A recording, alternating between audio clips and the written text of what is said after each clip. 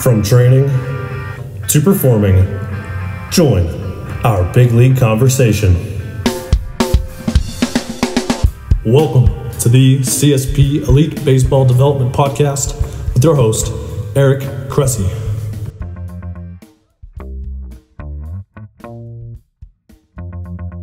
Welcome back to the CSP Elite Baseball Development Podcast. I'm your host, Eric Cressey, and this is episode 33. We've got a great guest today, one of the really accomplished strength and conditioning coaches from Major League Baseball, and also one of the really good dudes in the industry and a good friend of mine. So we're in for a treat with that. Today's episode is brought to you by Marc Pro. If you're a baseball pitcher, you know that keeping your arm healthy is essential. But with high training volumes on top of games, that's not always easy. Overuse is a significant problem for players at every level of baseball right now. Certainly we see shoulder and elbow injuries as some of the most common overuse injuries in baseball. And as an example, at the professional level, a UCL injury can result in an average of 17.2 months out of competition. That's a huge deal also if you're a young player and you miss out on a lot of development. So really, at the end of the day, there are three ways that we can combat overuse. First, you can reduce the workload, and certainly there's been a lot of research out there on pitch counts. Second, and this is the theme of these podcasts, is that you can build a significant level of strength and fitness to prepare yourself. However, a third key approach that's often overlooked is that you can work to improve your recovery so that you can safely display your fitness day in and day out. And that's really where the Marc Pro is an effective tool. Some athletes will even use it to warm up their arms before they throw as well. Marc Pro is a cutting-edge EMS device that uses patented technology to create non-fatiguing muscle activation, and this is what separates it from other recovery tools. Muscle activation with Marc Pro facilitates each stage of the body's natural recovery process, similar to active recovery, but without the extra muscular effort and fatigue. Athletes can use it for as long as they need to ensure a more full and quick recovery in between training or games. With its portability and ease of use, players can use Marc Pro while traveling between games or while relaxing at home. We have players that use it all the time on team flights to bounce back while they're just chilling on that flight. We have plenty of pro guys that use this. In fact, every ML team and over 200 pro pitchers are regularly using Marc Pro. Put it to the test for yourself now with their new Try Before You Buy program, and you can use the promo code Cressey at checkout for 10% off at marcpro.com. Again, that's Cressey, Cressey, at checkout for 10% off at marcpro.com, marcpro.com. Today's guest recently completed his 12th season in professional baseball. He's currently a director of athletic development and performance science for the Los Angeles Dodgers. He's been in the strength and conditioning field for 13 years and previously worked for the Pittsburgh Pirates at the minor league level, and Exos, formerly Athletes Performance, in their military strength and conditioning department with the Department of Defense. He holds a bachelor's degree in exercise science from Wayne State College, where he was a member of the baseball team, and he also holds a master's degree from A.T. Still University in human movement. He holds many certifications ranging from a National Strength and Conditioning Association, CSCS, all the way to FMS, SFMA, USAW, DNS, PRI, and Strong First Kettlebell. He has a strong belief in the importance of sound training and optimal recovery for high-level performance, not only in the world of professional athletes, but also general human performance. Please welcome to the show, Brandon McDaniel.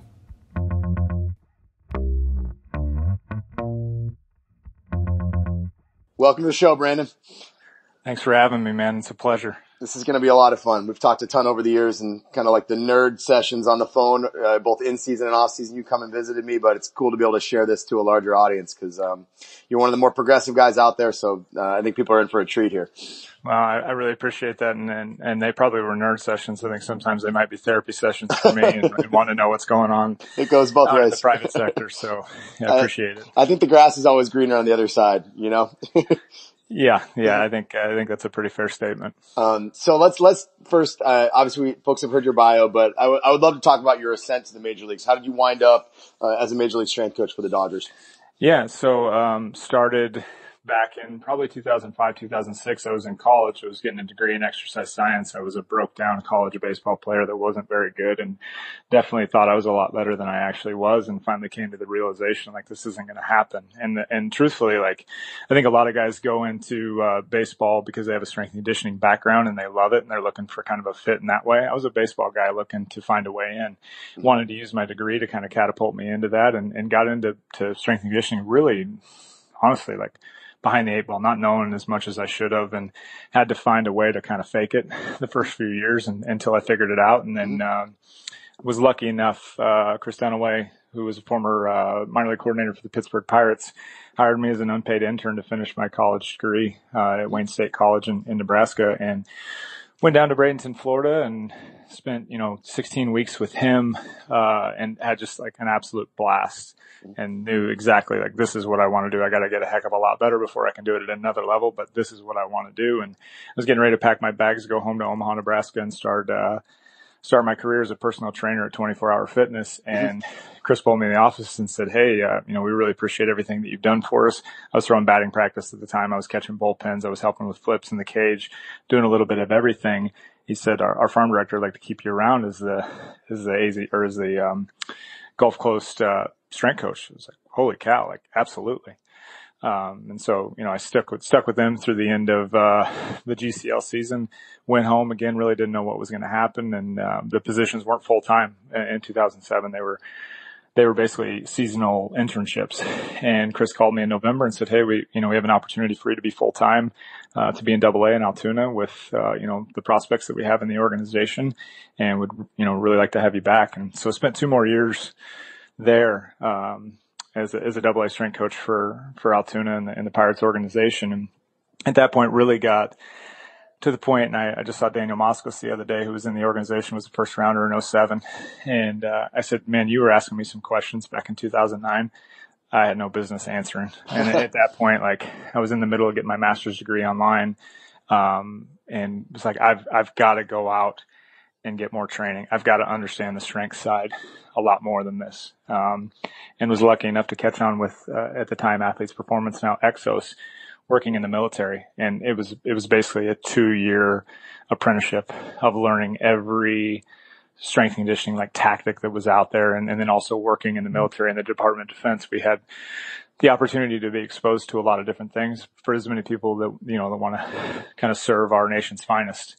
And, at that point, Sue Falsoni, who was working at Athletes Performance and moonlighting with the Dodgers, was offered the head trainer job, for Los Angeles, and was looking for, kind of a team to put together to come with her to LA, and, had created a relationship with her, and we'd done some work together. And so she asked me to be the AAA strength coach in 2012 in Albuquerque, and came over, and we were trying to implement the AP methodology into what we were doing here with the Dodgers and make it work in baseball. And, from there, it kind of just took on a life of its own, and got to be around Sue, as one of the finest clinicians in the world, San Conti, who has one of the best, like, epidemiology minds, baseball minds, from an athletic training standpoint that I've ever been around. Brian Stoneberg, who, came from Exos, who's our, minor league coordinator. Travis Smith, who's now our major league strength coach, came from Exos. So we just had this really cool family. Mm-hmm. And so we were, doing really well. And luckily the next year was promoted to the big leagues in 2013, and, was a major league strength coach at that point. And again, like, the game was different, and, strength and conditioning, I think, was still, thought of in a different light. And, we were doing as much as we could to get by, but really in 2015, when Andrew Friedman came on as the president of baseball operations for the Dodgers, it took off. Like, we were able to kind of open up some creative pathways, no fear of failure. We were able to push players. We were able to talk about, the difference between the in season and the off season, and really being in LA, having the advantage to train people in beautiful weather, just like you get to in Florida. Mm-hmm. We created something really, really special here in the off seasons, where we have a lot of guys that come in and train with us. That's awesome. What I love about, like, the start of that story is you were kind of like a Swiss Army knife. Like, you would catch bullpens, you would do whatever was asked of you. And I think that's a forgotten skill, is, like, being willing to, like, take on everything. I think we see so many people that, you can become an expert, quote unquote, at such a young age, that a lot of times, organizations and even, like, our business, like, we're a small business. Like, you can't just have people that come in and can only do one thing. You have to be able to wear a lot of different hats. Do you still see that as, like, a tremendously valuable asset for, the young coaches that are trying to enter pro ball, being able to wear a few different hats like that? Absolutely. And we are very fortunate with a ton of resources here that, we have, 4 or 5 coaches and multiple coordinators and multiple trainers at every level, along with the strength coaches. And you still don't have enough people to throw batting practice, to catch bullpens, to play long toss with maybe a rehab guy that can tell the difference if the ball's backspinning or cutting, or if they're in their normal mechanics, or if they're a little altered because they're compensating for some reason. And so I think there's just so much, number one, that you can make yourself an asset to help out the organization. But number two, I think as we've moved into this new movement of the on-base use and kind of the movement competency part of baseball that I think probably, jacks both of us up and kind of gets our blood flowing. I think that helps in those conversations as we try to connect the training room to the weight room to the cage and the mound, and the mound and the cage to the field. And, it's interesting. I don't know if you've read, the book Range that just came out, but, they talk a lot about the importance of being a generalist before you're a specialist. And you effectively did that. You were a baseball guy. You were a strength conditioning guy. You were a bullpen catcher. You did a lot of different things. And do you think that to some degree that general experiences that you've had, kind of contributed to being more of a specialist now, where you kind of see the relationships between things? And is that something that you see also maybe in some of the front office folks and other, higher level guys that you're working with in the Dodgers organization? Yeah, absolutely. I mean, I work with quite a few generalists, I would say, and that helps tremendously at 10,000 and 30,000 feet. And I think the most important thing for me, and especially in the role that I'm in, I'm not a specialist in anything anymore. I have a team of people on our strength staff, our performance staff, that are probably way better at certain skill sets than I ever will be. And then if you look at our athletic training staff, with Ron Porterfield, of Neil Ramp, of Andrew Hauser, Jonathan Erd, Thomas Albert, Possum Nakajima, we have some guys that are so talented. And when you realize that and you're a generalist, you can step back and say, hey, you fire the shot on this guy, you got a way better chance of doing that versus, I think the terms of a Swiss Army knife can be taken the other way of I think I can fix everything. Yeah, that's a good point. And so I really like to, there's some things I think I do really, really well from a skill standpoint that I can take care of, but I kind of consider myself a communicator and a collaborator. Absolutely. Now, I'm curious, you obviously came to the big league level in 2013. How has the role of the strength coach changed just in those 6 years? Because I know from the outside, conversations like this never would have happened in 2010. There was very little outreach to the private sector. You see the Twins hiring a college, pitching coach directly to the big leagues. You see more and more people from the private sector going right to professional baseball. So obviously it's become more open-minded and people can accelerate quickly.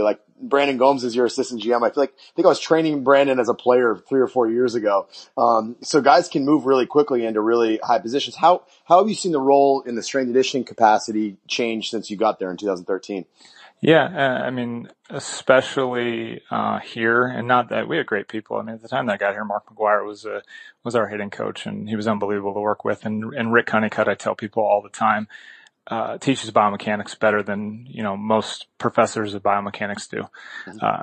He has a way of doing it in terms of making people better at pitching. And so there was still some pretty big walls up just from what we knew, and the fact that your ability to hinge, your ability to squat, your ankle dorsiflexion, your ability to extend and flex your T-spine and rotate it, those things show up on the mound and in the box. And so what we've done is, as opposed from back squat, RDL, lat pull down, dumbbell bench, thinking that that's going to make us a better baseball player, we've really, really dove in to those areas where we can get some margins to make somebody have more area of impact, to backspin a baseball better, to be able to get on top of their breaking ball better, because their bodies are capable of getting into those positions. And I know our organization, obviously inside and out, and our baseball, our skill development group really values that. And what I can see, from across the field and other dugouts is that others are starting to see that too. And you hear others talking about it. And I think for the longest time, guys were getting lucky getting in the right training program that made them a better baseball player. And everybody just assumed, well, if you just work harder, if you just get bigger, if you just get stronger, you're going to get better. And you and I both know that's not the case. I think the field has become much more precise with how it acts. Absolutely. Where do you now? I mean, it's not just good enough to be a strength coach anymore, right? You've got to wear these different hats. Where were the biggest adjustments for you when you got to the big leagues? What were was it sports science? Was it, peacefully coalescing with the rehab folks? Was it, communicating to the front office? What were the areas where you really had to, basically grow? And then also, I know your role has kind of changed since you first got there. How would you kind of define what it is your role is today and outline it a little bit for us? For sure. Yeah. On the rehab standpoint, I was very fortunate. And I think every young strength coach should spend a year, or at least a long period of time with their rehab group. And so when I was in the GCL, we were also taking care of all the minor league rehab players. So like to be able to see that full spectrum, 18-year-old, American high school kid that gets drafted, 16-year-old Dominican kid that gets signed, 25-year-old AAA pitcher that gets hurt and comes back, big league pitcher, big league position player that gets hurt and comes down, to the complex to get rehab. Like you get to see all of those things. So I felt really confident from that standpoint of understanding the rehab and how that kind of fit in and where the role of strength and conditioning is and fitness is and returning to play. And, the second thing was the nutrition. Like everybody knows the horror stories of what nutrition was or is in baseball, especially in minor league baseball. And again, the resources that the Dodgers provide, like we were able to kind of capitalize on that and change the way that the game is with nutrition. And like, that sounds like great in theory. It's not an easy conversation to have a player that's been used to having hot dogs and pizza their whole career. Yeah. And so, that was the first thing is like taking baby steps with that and making sure that we provided guys some food that they liked, but also some food that would help them perform and recover at, at a higher level. And then, this term sports science has come up multiple times. And sports science, I think this is where I start looking at like Vern Gambetta and guys like that and how they term it. Like we can turn anything into sports science. There's a difference between that and sports tech. And so like delineating the two, and I will be the first one to say, like, I went down the rabbit hole of tech thinking I was doing sports science and I was absolutely wrong. Tech is only good enough, for measuring, and it's only good enough, for our athletes if we actually know what we're measuring and we know what to tell them to do to intervene. And so, that was a huge, learning lesson for me from 2013 to 2015, 16. And it still is, quite honestly, to this day, of just what that stuff means and what sports science actually is. And then, the last part that you touched on with the front office, I think the more and more people, like Eric Cressey that put out really good podcasts, people listen. And I think our front office and everybody's front office is progressive and understands that there's more to this world out there and they're listening to those things. And so it's created an avenue where strength coaches are getting asked really, really important questions about really, really important players and how they can impact their careers and ultimately impact the wins and losses at the major league level. Absolutely. Do you, and I'm kind of curious, there was a great quote from Fergus Connolly. I think he said something effective, 90% of sports science is knowing what not to do. And I love how you differentiated between sports science and sports technology. You mentioned going down the rabbit hole. What were some of the technologies that you pursued that, looking back, it didn't pan out? Like it didn't actually, line up with something that was an impactful change for it? And then what are some of the things that you looked at that you still use to this day that you think is a really useful resource? Yeah, I'll be honest in saying that everything that we have used in the past, there's a use case for it. And I think it was more the implementation. I think it was thinking that Nord boards were going to fix every question, force plates were going to fix every question. Like, aha, I heard it at this course this offseason. We've got the answer. We're going to fix everything. Nobody's going to get hurt this year and everybody's going to be at their peak levels. Yeah. And so it was really more about figuring out like, okay, we have a guy who has a huge engine, a big anterior tilt of his pelvis, and Nord board scores that are, off the charts, and they're also about 20% outside of each other. The right one's maybe a little bit stronger than the left one. Like the guys that run fast and have bad posture and bad mechanics, like those are the ones that scare you the most. Like that's where I started to tend to maybe use a little bit more of like a Nord board or some type of, hamstring, modality or technology to try to look into, or the omega waves of the world of like, if you're a guy that sleeps 8 hours a night, eats really good, and you're never stressed out, like, do I need to slap a omega wave on every day to find out that you're in the green? Or, is it more about making my athletes aware that are stressed, that don't sleep well, that don't eat well? They're like, hey, when you do this to your body, this is how your body's reacting. And we don't have an area of opportunity to, number one, play tonight, let alone train to get better. So if you try to do both at a high level, we're putting you at risk. Absolutely. And no, I'm curious, like you also mentioned, that you went from obviously the private sector at API before it was Exos and headed into MLB. What was the biggest adjustment going from the private sector? This is me from the outside looking in. Like I have a sweet gig. Like I get guys in the off season. Like we take as much time as we need. Like all of our skill coaches are kind of like underneath the same umbrella, and I'm responsible for hiring them. So we have no excuse to have, a bad apple we might not, communicate well with. What were the biggest adjustments for you as you went from the private sector into baseball? Yeah, so the first one is that on March 31, which I still consider like private sector territory, or the day before the season starts, like everything's euphoric, and everybody's happy, and like everybody's got, there's a potential of winning the World Series and having the greatest year of your career, and there's no adversity, and so like learning that on April 1, when you run out to that line for the first time to get your name announced for that season, that players, they go into a different level. They go into a different mode, and that's in-season mode. And like, I think that comes with a lot of responsibility and a lot of territory. Doesn't mean that you back off, doesn't mean that you don't train, doesn't mean that you don't try to get better, but you have to approach your conversations differently maybe than you do in November, after you win the World Series and everything is great.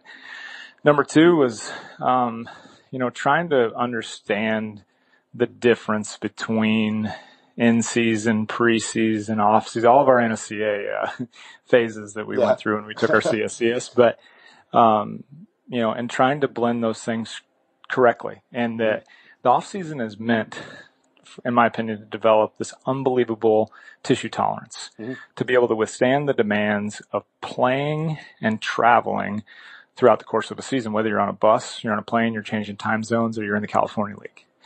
And so, learning that like we couldn't do 2-3 sets of 8 in the off season and expect that to get us anywhere if we wanted to actually prepare our tissue to, for spring training, which is arguably the hardest time of the year. Absolutely. And at the same time, maybe we don't have a guy in the off season. Maybe we didn't have access to him and he's doing a program that isn't suited for them during the off season. And then they walk in on that first day and when they say, hey, here's your card. Yeah. Here you go. This is a workout. And now all of a sudden that workload is too high. It spikes. And now again, we're throwing more balls. We're taking more swings. There's more intensity. And oh, by the way, you're on your feet for the first time in 4 months in spikes for about 3 hours a day. Let's go ahead and ramp up the intensity in the weight room too. That sounds like a smart idea. And so learning where strength and conditioning fits in, was the biggest, because when I go to Cressey Performance, it's about strength and conditioning and preparing myself for the off season. When I show up to spring training, it's about winning a World Series. It's about getting ready for baseball. And so, and not to say that we take a back seat, we just take a different approach and try to figure out, where our lens fits in. I mean, you alluded to, I can only imagine it's like drinking through a fire hose when, you've got 50 guys that show up to camp and all of them are in markedly different places. Is that your biggest challenge? Or like, what are some of the big challenges that you struggle with that keep you up staring off into blackness at 3 a.m. during the season? Absolutely. Like we try to be as precise as possible. I've worked with you on developing programs for some of our athletes in the past, and like we can argue and split hairs all day long of like, I think 2 sets is too much. I think 1's too little. Like let's do 1 and whatever it is. You get to spring training and I have a blindfold on. And our staff has a blindfold on. And we definitely don't want to ramp them up too fast, but we don't want to ramp them up too slow. Like tissue tolerance is a real thing. We need to run. We need to feel ground balls. We need to swing to get ready to play the season. And if we try to hold back on that, let alone what we're doing in the weight room, if we try to hold back on that, we're not going to be prepared for the season. Yeah, no doubt about it. So I want to return to some of the sports science stuff as it relates to workload. And what's interesting is, a lot of you alluded to Omega Wave and spoke about some of the other stuff, but, I think we have kind of like 2 prevailing schools of thought. And what's interesting is I think it seems like one of those things where people are at one end of the spectrum or the other, right? So from when it comes to workload, we have, a school of thought that says, all right, we're going to use all this sports science stuff to justify pushing guys harder, building like a high level of work capacity and developing a lot of resilience. And then we also have like a school of thought that says we can use this to justify pulling back, in hopes of just not using up all their bullets the wrong way in season. Do you feel like you adhere to one end of that spectrum, or are you a happy medium between the two? Yeah, I think, I think every recipe is a little bit different.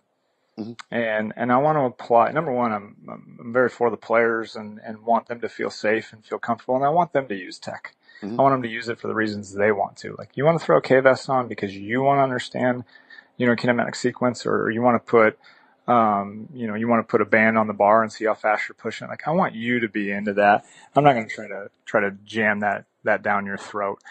And then number two, I think it's understanding what we're training for. And understanding the demands of the game. And if we understand that much better, how many sprints does a center fielder run in a game versus a first baseman? Or how many swings does our first baseman take versus our left fielder? Like, they might have we might have a minimalist approach guy in one position and a max effort, max volume guy in another one. So it's really about understanding your athletes, pulling back, and then looking at my tool belt of this technology and the information research that I have available to me to then hopefully give them the right recipe for success. Do you think, in general, baseball has trended in one direction or the other? Do you think do you think as a whole the industry has underprepared guys, and they haven't developed a substantial workload tolerance? Or do you think it kind of goes across the board? Every organization is a little different. I think every organization, every player is a little bit different. I think just when we think that we swing too much, and that's what's causing obliques or low back strains, and then we back off of the swinging and then we still have those injuries.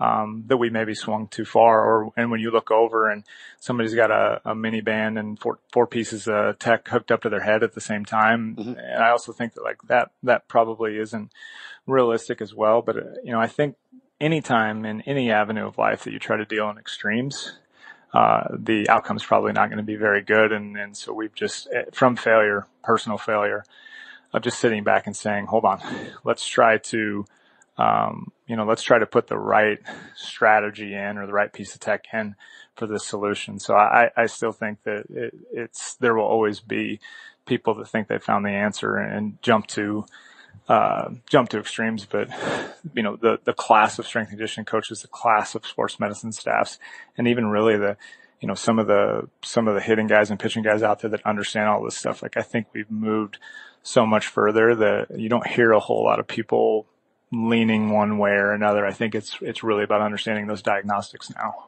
Absolutely. No, if we're talking, obviously the Dodgers have had a lot of success, perennial playoff contender every year, won their division by, 1 million games this year. I'm curious as to your perspective. Like, obviously from the outside, they have, more financial resources, things like that. But I think there's obviously a lot of systems and things like that underneath that umbrella that, that differentiate them.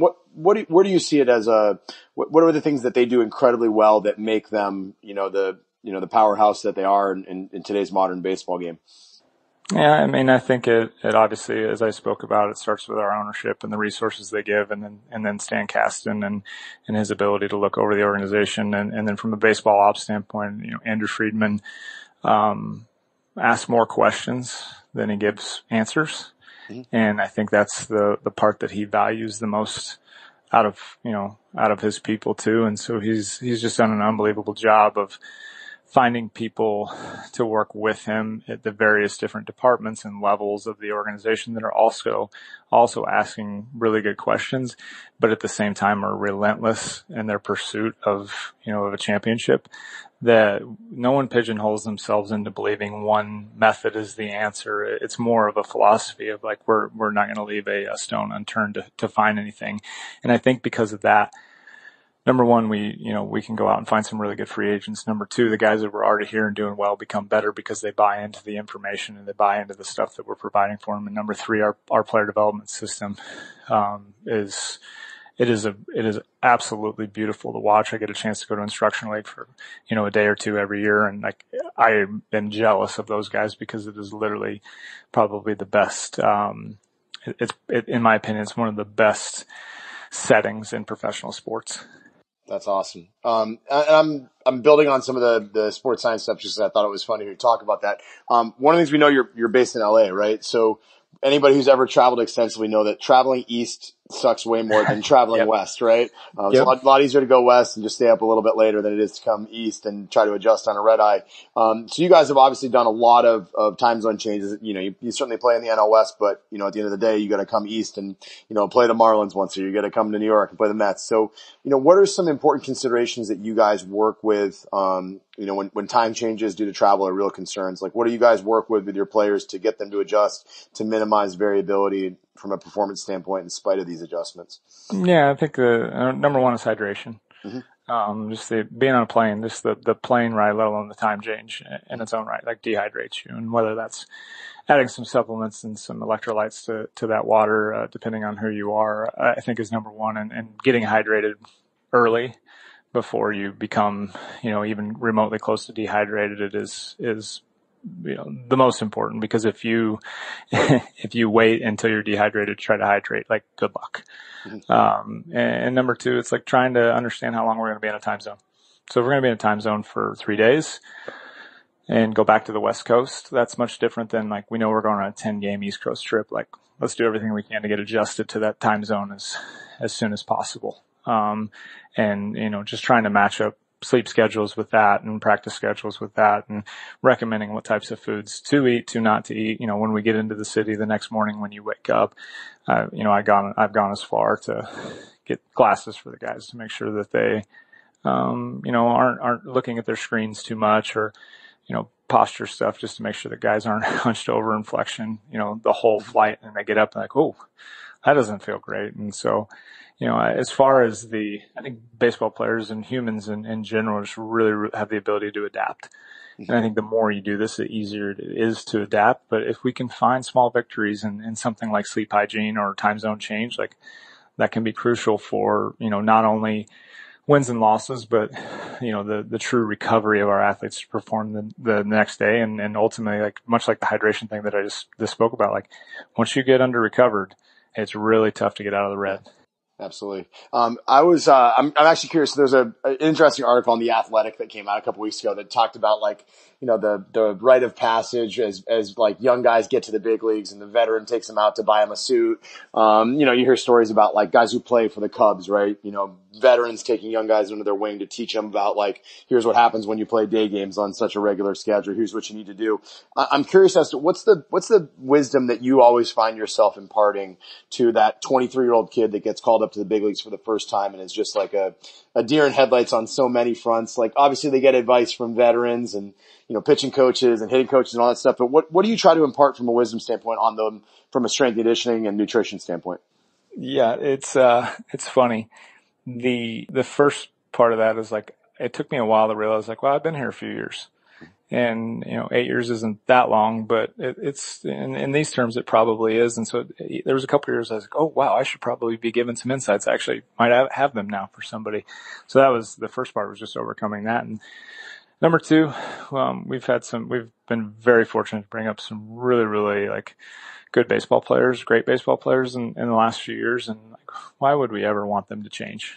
And so, like, that's the first thing, is, like, whatever you were doing in AAA and whatever you were doing, like, there's just one more deck of stands out there. There's one more deck of bleachers out there. There's just, a lot more people in the stands. Bases are still 90 feet away. The pitching mound is still 60 away.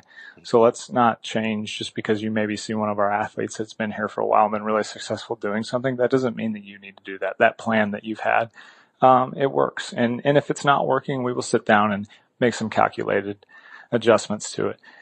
And then number three, and this is why I think, like, you see guys get to the big leagues and have a tendency to gain weight, is, like, you just have access to more. It's probably better, number one, but it's more. And so there's always more food, there's more opportunities to eat, there's more couches to sit on, there's, even on the positive side, like, there's just better weight rooms, there's just better training facilities, there's better batting cages and all of that. And I think, from a behavioral side, like, we can kind of get caught up into that and think, like, well, I better hoard all this that I can.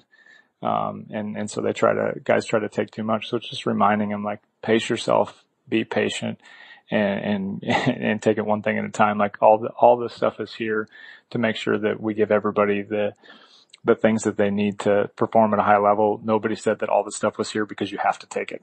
Absolutely. And are you teaching, are you doing a lot of minor league outreach, or is your position largely focused in the major league side of things? I'm very fortunate to work with a lot of minor league guys in the off season in LA. Spend some time over there in spring training, very in the know from our coordinators of what's going on in the minor leagues and what we're trying to do. Cause I want to develop that relationship, and I want Travis, our major league strength coach, to develop that relationship. So when one of our players walks in, the first time of getting called up, it's not new. Yeah. And like, at least if they see one familiar face or two familiar faces, like they know where they can go hide when it gets a little stressful. And even in terms of reaching out to minor league coaching staffs, right? Like it's obviously important for folks to get there and not see a totally different philosophy in play at the big leagues than they saw in AAA or AA. How much standardization is a part of your job, where it's reaching out to guys who are minor league coordinators and affiliate strength coaches to make sure guys are all speaking the same language? Yeah. And so, I tell the story all the time. We could probably do a whole nother podcast on this because I'm really passionate on the staff development side of things. And I wouldn't say we standardize anything, but we've been so fortunate with Stoney and Trav and myself to be here as long as we have together, that we are able to put together the things that we value in a young strength coach, and a strength coach that's maybe coming to fill a AA or AAA position, a coordinator position. So we know what we're looking for. And so we're not trying to clone anybody per se, but we know what we believe in and we know what we don't believe in. And so that gives our coaches and our coordinators the ability to go out and feel like they have autonomy to make changes and to promote the strength and conditioning program, the Dodger strength and conditioning program, in the light that they want to express it. But if you went to the Dominican or you came to the big leagues, you will not see the same thing, but you'd be able to tell that, this is the Dodgers philosophy. That's super important. People don't realize that athletes pick up on that stuff. It's you can't go to mom and get one answer and dad another one. So I'm moving on to the lightning round. This is always like a fun part. It's a lightning round for me because I ask the question quickly. You can make your responses as long as you want. Got it. I'll try to play along. What's a good lesson for a young Brandon McDaniel if you had to look back in time? Patience. You can't fake it to get here. You absolutely have to learn some lessons and go through some things and fail to get here. And failure is not a bad thing. It's actually one of the most important things into growing. So what about a good recommendation to up and coming aspiring MLB strength coaches, somebody who wants to be Brandon McDaniel in 10 years? If you're not in it right now, learn as much as you can about the game. I think that we have so much access to every strength and conditioning, every sports medicine symposium capable to, out there to go to and learn information. But if we don't understand how to hit, throw, and run on a baseball field, it's really, really hard to train for that. So I don't know, Mike Boyle always talks about, if for every one book that I read that is about, the technical side of training, there's another book that I read on the personal development side. And I would argue the third book I would read is Understanding Baseball a little bit more. That's a great recommendation. And in a similar vein, what's a course or a book that you read that had a tremendous impact on you, and why? Yeah. So the first book that, changed me from a strength conditioning, mindset was Cook's movement book. Yep. And that's an easy one, but for me, it showed me that an active straight leg raise on the ground is also that heavy single leg RDL, up on your feet. And one is building mobility and stability and motor control. And the other one is potentially building strength, endurance, and power, and just understanding, how to program for our athletes. And so again, you can go down to one level and see them doing an active straight leg raise, and you can go to another one and see them doing a heavy barbell RDL. And there's a reason why they're doing it, and it's a progression that they followed to get there. From a nutrition standpoint, I was a fat kid growing up. Why We Get Fat and What to Do About It by Tobbs. Extremely impactful. My wife is a dietitian, so I'm very fortunate to get some recommendations from her. But that was the first nutrition book where I had this kind of aha moment. And then the last thing, kind of from that personal development standpoint, was Talent Code and understanding what perfect practice was, the myelin sheath. And, that obviously got my attention when we start talking about baseball and Curacao and how Andrew Jones lit the nation under fire when he hit a home run in the World Series against the Yankees. But that book really kind of put it together of not only how to do it in the weight room, or how I think we should do it in the weight room, but how it ties into the bigger picture. And we're trying to make guys better at baseball, not necessarily better in the weight room. I like it. And building on that, what are you reading right now? What piques your interest? What are you studying hard on? So funny you said, like, range is on my Audible. There you go. So if I can make it 5 minutes without a phone call, I'll drive in. Every morning I'm trying to dive into that. Cause I'd read the first part of it, the first book of the series. And so, really excited to kind of dive into that, from our world or from our side of things, like just trying to dive into, and I know I alluded to it earlier, so it's easy to make the recommendation, but I'm trying to understand the swing better and the throw better and why everybody's different and why they're good. And I'm watching these painful World Series games right now, that are tough to watch, for us personally, for obvious reasons. Mm-hmm. But watching the guys that are throwing, just trying to learn from them and see why they're so successful and why they're so successful in late October. All right. So you're going to be the second person that's ever gotten these two questions. The first one was Matt Hobbs. He was our first college coach that we've had on here. I asked him, what was the best question a recruit has ever asked you? So I'm going to ask you, what's the best question a player has ever asked you? Oh boy.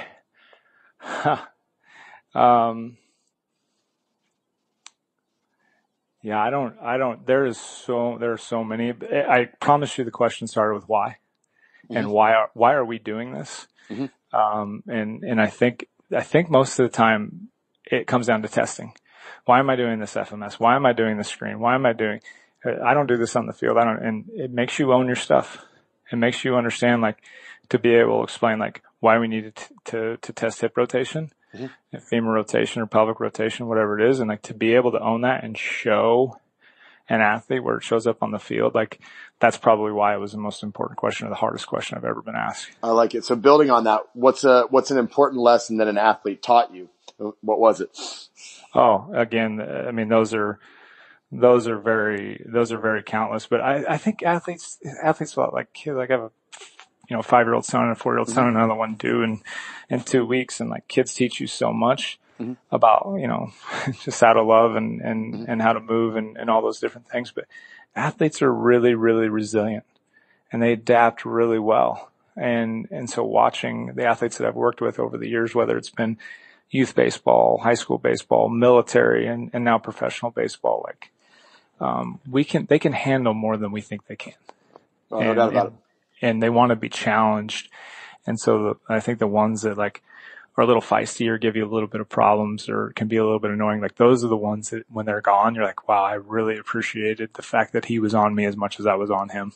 That's great stuff. And then last one, what are the biggest window of adaptations that you see, today's players overlook? Like, where can guys find a competitive advantage to try to become big leaguers? Yeah. I think at the younger levels of the engine development stage, like, getting strong the right way.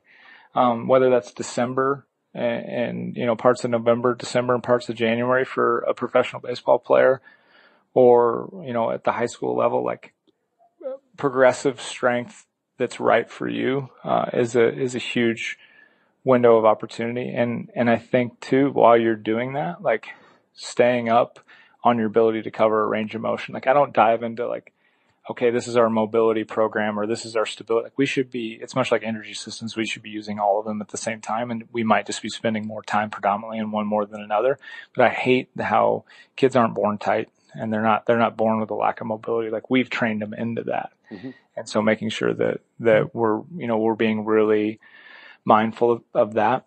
And number two is just, like, we are so monotonous in this training world right now and trying to go, achieve. And, like, and I'm not going to go down, like, the rabbit hole, like sports specialization at a young age or anything like that, because I know it's a touchy subject and a hot topic. But being able to move around in different ways and, like, taking a mental break from what you're doing, like, at the end of a long season, like, it doesn't mean that you should stop eating the way that you should be eating, or it doesn't mean that you should stop being fit. Like, we should always be fit, but it doesn't mean that you need to be, like, dug into some high performance phase at this point. Like, take some time to be a human, take some time to be a husband or a wife or, a brother or sister or a father, mother. Like that part to me is when you can find mental clarity, and it's so much easier to ramp back up, and you forget how much you've missed that part of it, and it makes you want it even more when you get back in.